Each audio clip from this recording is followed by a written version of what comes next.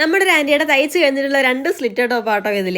നെക്കിൻ്റെ ഭാഗത്ത് എന്തെങ്കിലും കുറച്ച് പൂക്കളോ കായകളോ ഒക്കെ പിടിപ്പിക്കാൻ പറഞ്ഞിരുന്നു. അപ്പോൾ അത് ചെയ്തുകൊണ്ടിരിക്കുകയാണ്. ഇത് ഫ്രഞ്ച് നോട്ടിൻ്റെ ഫ്ലവർ ആട്ടോ ചെയ്തേക്കുന്നത്. കുട്ടി കുട്ടി ഇലകൾ കൊടുക്കുന്നുണ്ട്. പിന്നെ ഇതൊരു ഭംഗിക്ക് വേണ്ടിയിട്ട് കുറച്ച് മുത്തും കൊടുക്കുന്നുണ്ട്.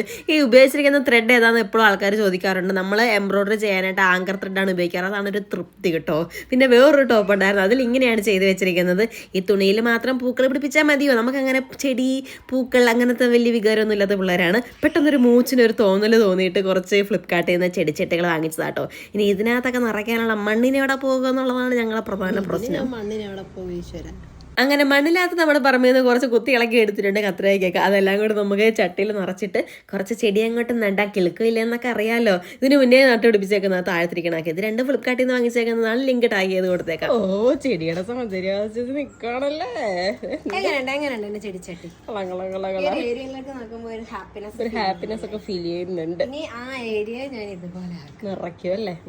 നാൻസിയുടെ പ്രിയപ്പെട്ട സാധനം കൊറിയർ വന്നിട്ടുണ്ട്. ഞാൻ തുറന്നൊക്കെ നോക്കിക്കൊള്ളാൻ കുഴപ്പമില്ല. കാണിക്കാൻ പറ്റിയല്ല. ഇത് രഹസ്യമാണ്. ഇതെല്ലാവർക്കും ഉപകാരപ്രദമായ സാധനമാണ്. എല്ലാവരും ഉപയോഗിക്കും.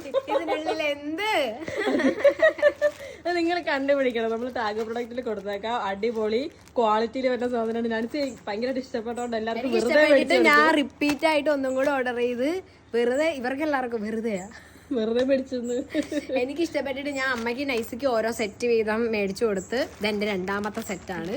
നിങ്ങൾക്ക് വേണമെങ്കിൽ നിങ്ങളും മേടിച്ചോ, നല്ലതാ. ശരി എന്നാ.